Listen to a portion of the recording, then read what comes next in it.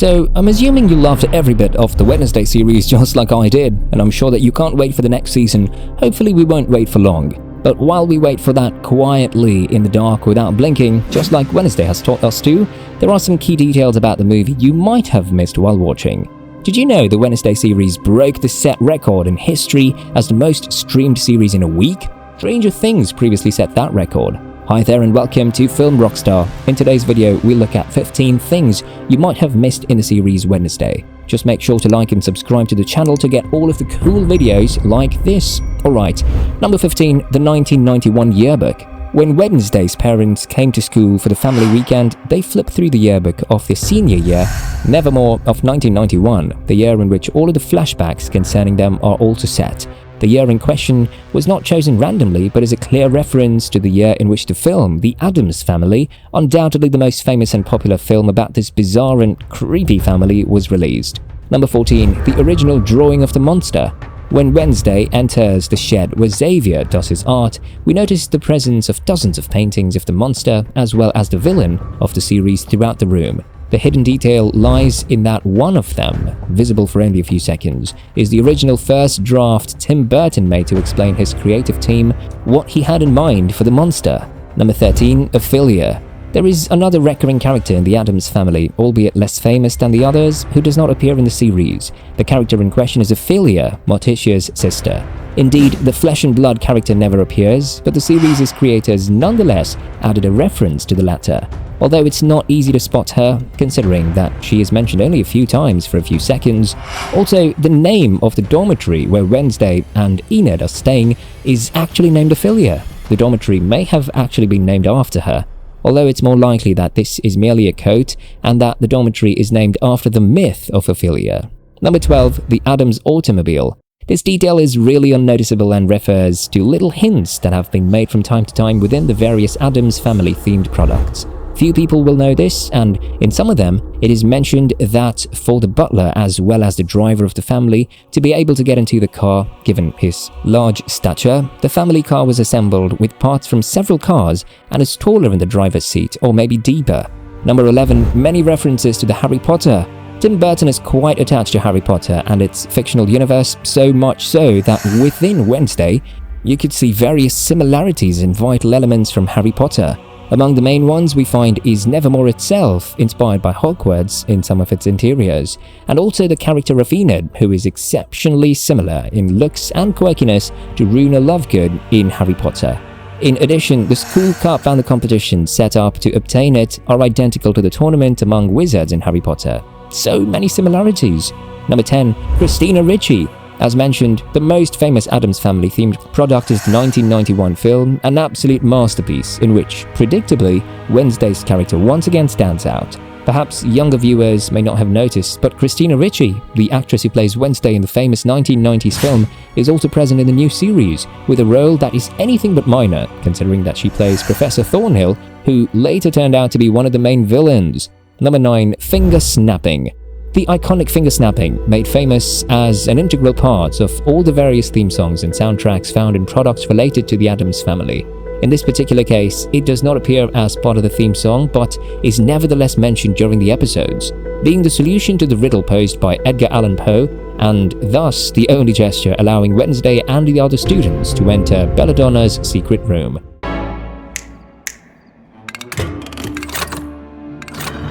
Number 8, colors. All this we can notice only in a very short film in the series, and it's easy to notice how Wednesday wears only black clothes, at most with white inserts, in contrast to all the other characters in the series, which often feature bright colors. This is intentional. You may not have noticed, but except for scenes where it's necessary, such as the funeral scene, everyone, even the extras in the background, all wear colored clothes, deliberately contrasting with those on Wednesday. The detail in question is very interesting, left by the creators of the series from the director. Number 7, COUSINE. Within the series, all the main characters of the Addams family appear. The only one we do not see physically is Cousin It, one of the most iconic members of the group, and unmistakably so due to his distinctively long hair. But he's actually shown to us only in one small scene, where Uncle Fester opens a safe in the Belladonna room on Wednesday, which is right behind a painting of Cousin It. The detail that not everyone notices is his name, which for the first time since the character has existed is revealed. Ignatius, pronounced Ignatius in English. And behind Iggy it...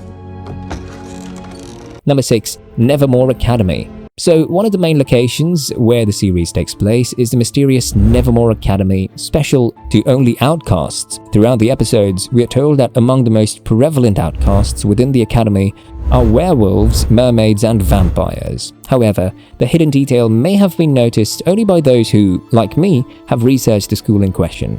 If you do a name search on Google, you'll find a real site entirely dedicated to the school and full of fascinating sections, and think it even is possible to send in your application. Impressive. Number 5. The Making of the Hand, aka Thing. One of the most important and special characters in the series and the Addams family is undoubtedly the hand character, aka Thing. Although this is just a hand and nothing more, it's perfectly capable of understanding others and communicating. Some may not know it, but this character was made with CGI using the actor's actual hand. He was entirely covered in a blue suit that allowed him to be invisible in the final product, thanks to the intervention of graphic designers. So now you know how Thing could climb walls without falling.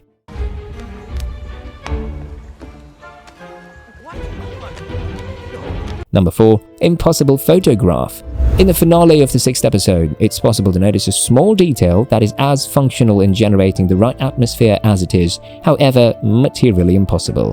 When Wednesday finds her pictures in the music box from the abandoned house, which makes her feel immortalized. However, the problem is that among them is a present one that shows her in Tyler's car. In order for that to exist, the photo would have been taken at a time of their arrival at the abandoned house.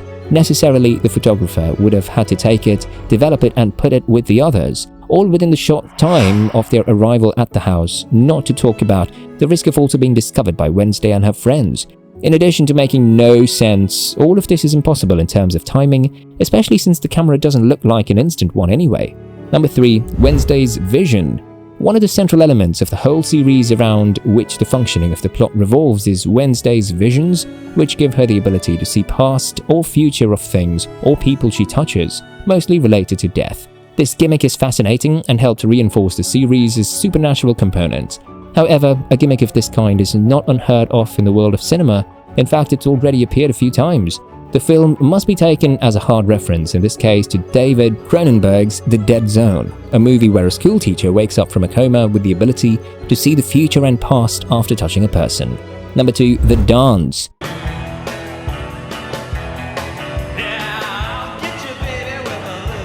A few notes about Wednesday's dance. Many possible references to exist. You can see her doing the droop, a dance move young Wednesday did in the original TV show in 1991 while teaching Lurch how to dance. Also, while Wednesday was doing the side-to-side head movement, it mimics the unique dance of the oddly named twin sisters 3 and 4 in a Charlie Brown Christmas special. The cracked limbs dance move could also be from the Wade Robinson's Rama Lama Bang Bang group dance song in So You Think You Can Dance. Plus, Wednesday ended with Gomez's signature tango move. So many bits and pieces from earlier work. Only Wednesday can tell us where she got her moves from. Number 1. Thornhill's boots. What about her boots? I thought that they weren't black. They were red. This came as a big surprise that Professor Thornhill turned out to be the main villain in the series. But if you paid close attention to the detail, you'd see from the beginning that the cameras were pointing to her boots, letting us know they were important as well as Thornhill. Although where that pointed us wasn't clear at the beginning, the end made sense of everything. It was tough to notice because no one then could give any weight to such a seemingly unimportant scene. Just before her entrance into the scene, we're shown the sheriff and his deputy at the scene of the last crime committed by the monster. So, from the wet, muddy floor at the crime scene to Thornhill's muddy boots, that silently screamed a connection which came to light at the end. That's it for this video and I hope that you enjoyed it. Do you think the series will stay at the #1 spot as the most streamed? Tell us what you think in the comments below. Also check out the top 10 facts about Avatar 2 that you didn't know video on our channel. Please like and subscribe to the channel and thanks for watching. See you in the next one. Bye.